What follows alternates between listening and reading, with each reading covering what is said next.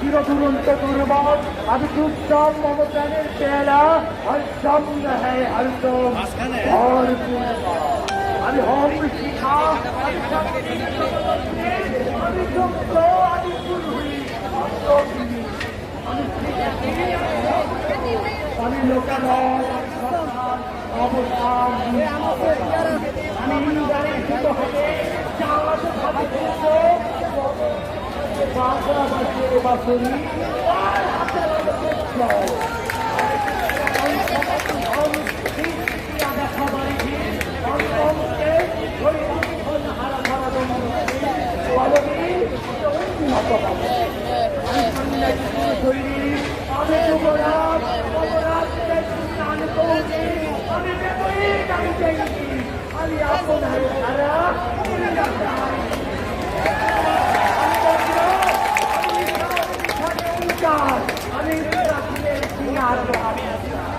আমি পিনাকে পানির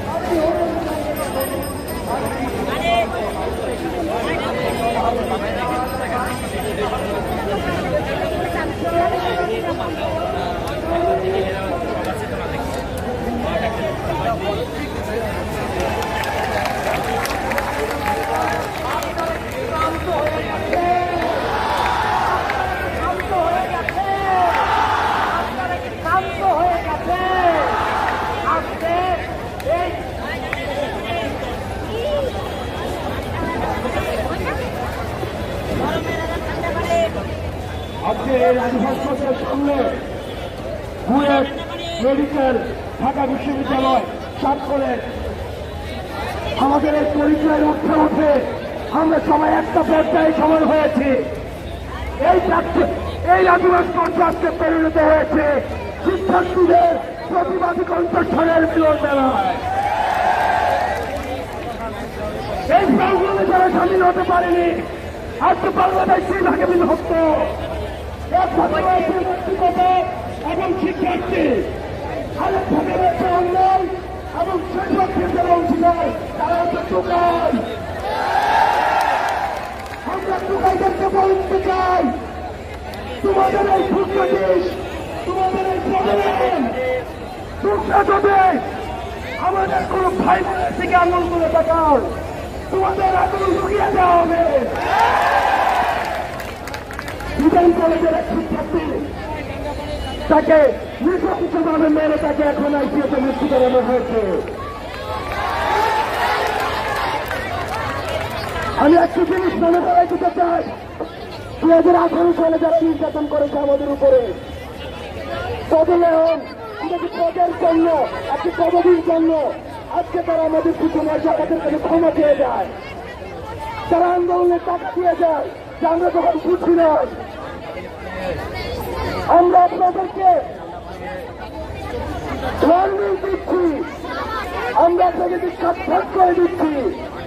আপনারা যদি মনে করে থাকেন আমাদের আন্দোলনের পিছনে কোনো ধরনের ডাবল মিনিং নেই, আমাদের ব্যাকগ্রাউন্ডে কোনো ক্যাম্প নেই, আমাদের আন্দোলন করছি বৈষম্যহীন বাংলাদেশ করার জন্য। আপনারা যদি বৈষম্যহীন বাংলাদেশ করার জন্য যারা আন্দোলন করছেন তাদের যদি ট্রাক্টর থেকে পাতুরিয়া রিক্সা থেকে পাতুরিয়া কোন শিক্ষার্থীর উপরে আপনারা কোনো ধরনের হাত তোলেন আপনাদের আশ্রয় দেওয়া হবে। হলে হলে যে নির্যাতন চলছে ক্যাম্পাসকে আটকে রাখা হচ্ছে, হলগুলোতে আজকে টর্চার সেল বসানো হচ্ছে, চেক পয়েন্ট বসানো হচ্ছে। আপনারা ভাববেন না আপনাদের এই ভাই যখন ক্ষমতায় থাকবেন না আপনাদের এই ভাই আপনাকে চাকরি দিল না, আপনার কোন ভাই আপনাকে চাকরি দিল না। যতদিন পর্যন্ত পদ রয়েছে ততদিন পর্যন্ত এই পদের আপনারা স্থাপক হয়ে থাকবেন। পদ যেদিন করে যায় এদিন ভাইকে আপনারা কেউ চিনতেন না।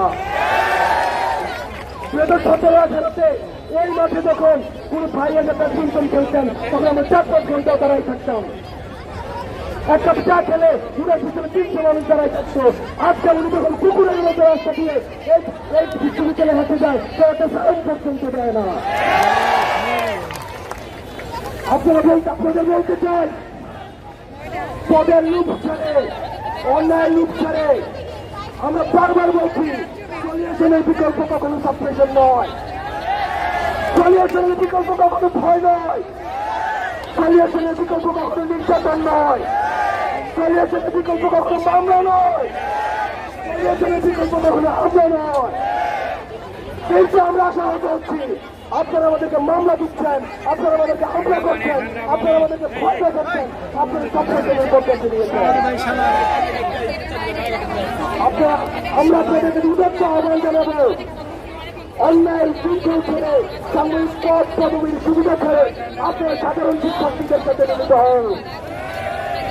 আপনারা বিবেক বৃদ্ধি করে দিয়ে বিবেক সরকার দেওয়ার পরিষদে আপনারা ইতিহাসে থাকবেন। আপনারা আমরা বারবার করে বলছি, আমার কোন ভাইয়ের উপরে যদি একটা হাত উঠে আপনাদের এই হাত কাটি দেওয়া হবে।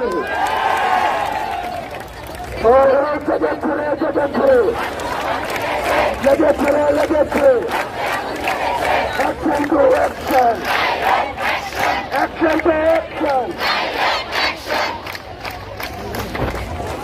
সংস্কারের কথা বলে আপনারা তাকে ত্যাগ দেন, যখনই কেউ প্রতিগত সংস্কারের কথা বলে আপনারা তাকে প্রেম দেন।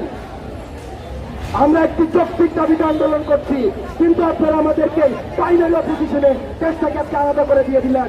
1-2% আপনারা রাখবেন কুটাদারি, বাকি 98% আপনারা বানিয়ে দিলেন রাজাকার।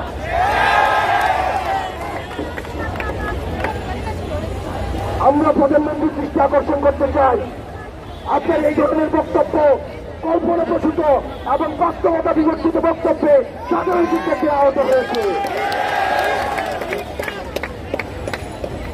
যত দ্রুত সম্ভব আপনি আপনার বক্তব্যকে প্রত্যাহার করুন। একটা দেশে 98% শিক্ষার্থী কখনো রাজাকার হতে পারে না। যারা বাংলাদেশ বিশ্বাস করে, যারা বাংলাদেশের স্বাধীনতাকে গ্রহণ করে, যারা বাংলাদেশকে ভালোবাসে, তাদের বাংলাদেশ বিজয় রয়েছে। আমাদেরকে যখন রাজাকার বলে আখ্যায়িত করা হয়, আমাদের হৃদয় রক্তকরণ হয়। সুতরাং মাননীয় প্রধানমন্ত্রী, আপনাকে দিয়ে যারা এই বক্তব্য দেয়, আমরা দেখেছি সংবাদ সম্মেলনে কিছু পাঁচটা কিছু চাটুকার সাংবাদিক তারা প্রধানমন্ত্রীর পক্ষে বক্তব্য দিয়েছেন। তারা হয়তো পূর্বাভিমুখী ফ্ল্যাগ পাবে, তারা হয়তো পদবি পাবে, হয়তো রাজুকের একটা প্লট পাবে, তারা হয়তো চালায়। এই চালাইদেরকে সতর্ক করতে চাই, আপনারা বাংলাদেশকে পিছিয়ে দিচ্ছেন।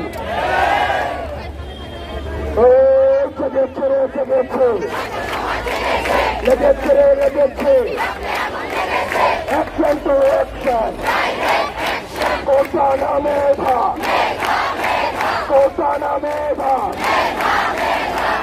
আমাদের ছাত্রলীগের কিছু বন্ধু আমাদের কাছে জানতে চায়, ওরা মেটাফোর মানে বুঝে না, ওরা আইরনি মানে বুঝে না,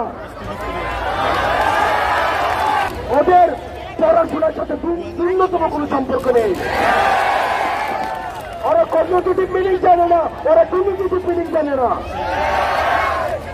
ওরা যখন সুগান দেয় রক্তের বন্যায় বেঁচে যাবে আর নাই, তখন কি আমরা এটা বুঝাই যে রক্ত দিয়ে বন্ধ করে চলবো?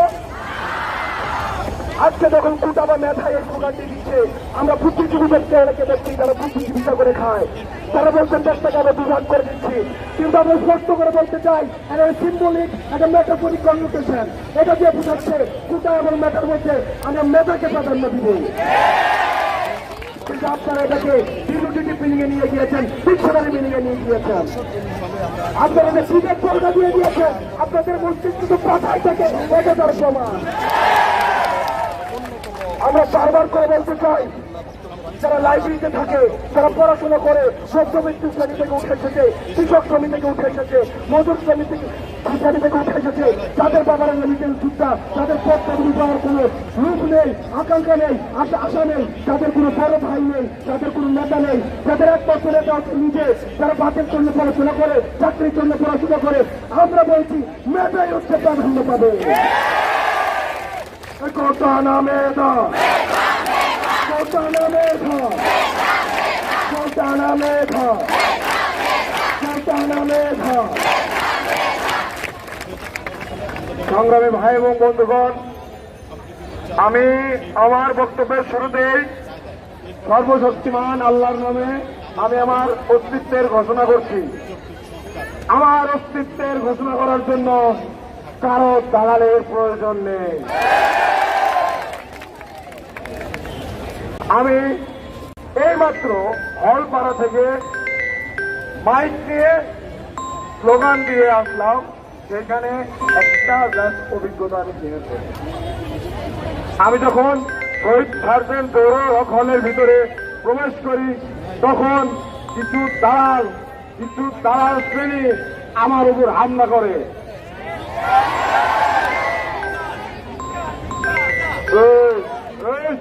আমি কি ভয় পাইছি? আপনারা ভয় পাইছেন? গায়ে শক্তি আছে, যদি কেউ খেলতে চায় খেলবেন। স্লোগান হবে, খেলা হবে, হবে হবে হবে হবে হবে হবে।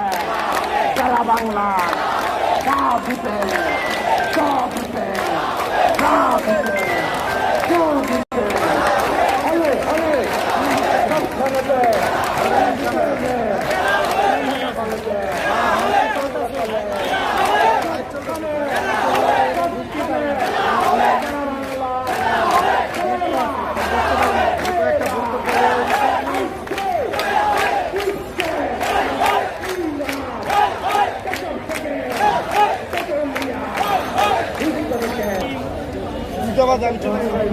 আমি কি করবো?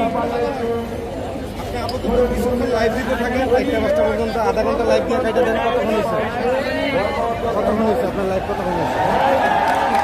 56 মিনিট। আরো 10 মিনিট দিয়া 10 মিনিট দিয়া লাইভ কেটে দিয়ে, ঠিক আছে? দিয়া তারপরে আপনার ওয়াশরুমে যায় খুলে কেটে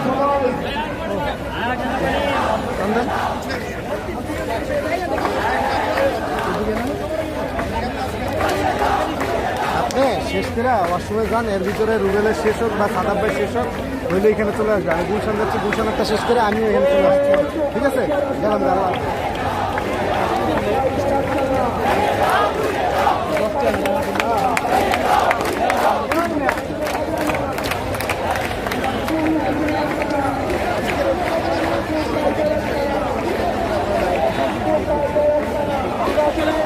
আমাদেরকে যে ট্যাগ দেওয়া হচ্ছে, আমরা আসলে কেউ এটা সম্মিলিত না।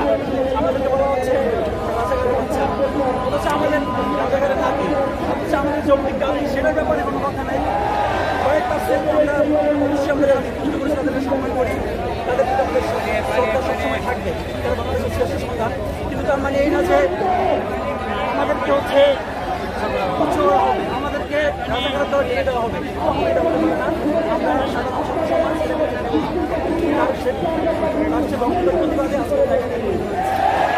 আমরা যে স্কুলমুখী কলেজমুখী হচ্ছি না, আমরা যে স্কুলমুখী কলেজমুখী ভার্সিটিমুখী হচ্ছি না, হ্যাঁ, এটা তাদের কোনো খেয়াল নেই। আমরা যে স্কুল ভার্সিটি কেউ যে কলেজে যাচ্ছে না, হ্যাঁ, এই যে এতগুলো স্টুডেন্টের সমস্যার মুখে হচ্ছে, তাদের কোনো খেয়াল নাই। তারা আছে তাদের দল নিয়ে, তারপর বিভিন্ন জায়গায় বিভিন্ন সমস্যা করছে। তাদের কথা কোনো যুক্তি নাই, তারা ইলজিক্যালি কথা বলছে সব। আপনারা তো তার বক্তব্য প্রত্যাহার চেয়েছেন, যদি তিনি বক্তব্য প্রত্যাহার না করেন তাহলে কি করবেন? তাহলে কি করবো? আমরা এভাবে চালিয়ে যাবো। আমাদের যে মেইন দাবি সেটা চলবে। হ্যাঁ, আমাদের দাবি মানতে হবে, দাবি না মানার পর আমরা ওই থাকবো। সাইফুল ইসলাম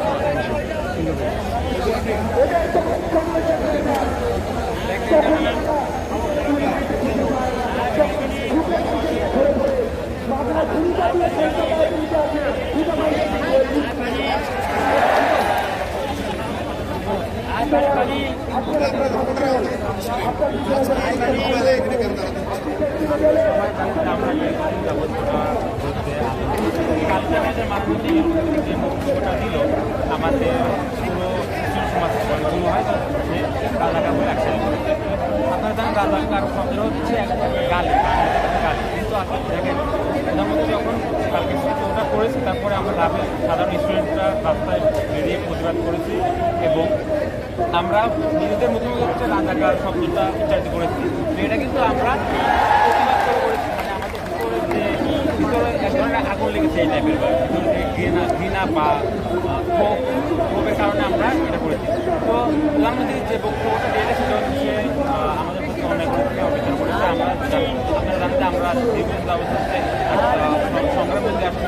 তো প্রধানমন্ত্রী আমাদের সহানুভূতি না দেখিয়ে তার পরিবর্তে আমাদের উল্টা হচ্ছে রাজাকার বলে আখ্যাতে করেছে। সেজন্য আজকে আমরা রাষ্ট্রীয় প্রতিবাদী এবং আমরা প্রতিবাদ জানাচ্ছি যে প্রধানমন্ত্রী তার বক্তব্য উদ্ধার করে নেবে এবং সেটাতে আমাদের যে দাবি আছে সেটাও চলমান থাকবে।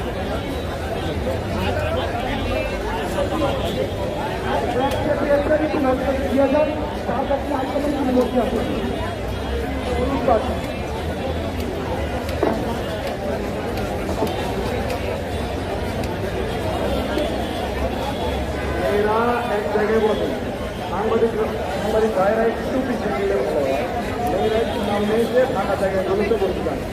এটা আপনাদের জন্য ভালো, আপনাদের জন্য মেনে দেয়, আপনাদের জন্য বলছি।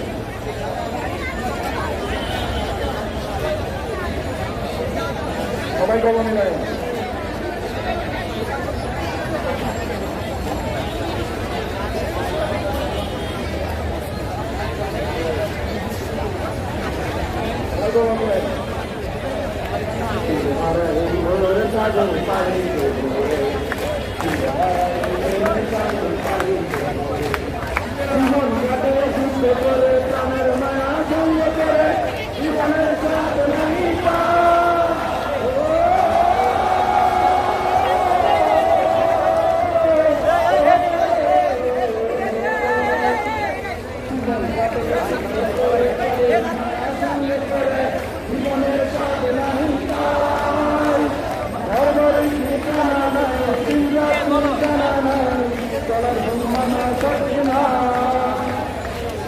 শুধু চলতে হবে,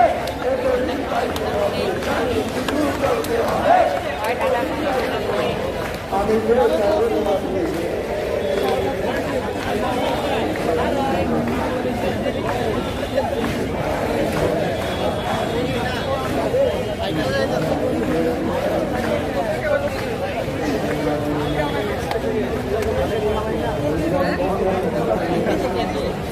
এর নামে